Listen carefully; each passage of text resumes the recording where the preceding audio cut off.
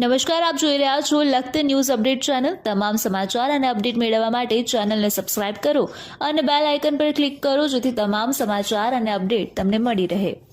લખતરનગર આવેલ ઋષભદેવ મહાવીર સ્વામીનું પૂજન અર્ચન કરવા શ્રી સહસાવન કલ્યાણક ભૂમિ તીર્થોદ્ધાર સમિતિ દ્વારા કરવામાં આવેલ પદયાત્રીનો સંઘ આવી પહોંચ્યો। પદયાત્રા સંઘ સાથે 3 આચાર્ય મહારાજ સહિત 45 મહારાજ સાહેબ મહાસતેજી જોડાયા છે।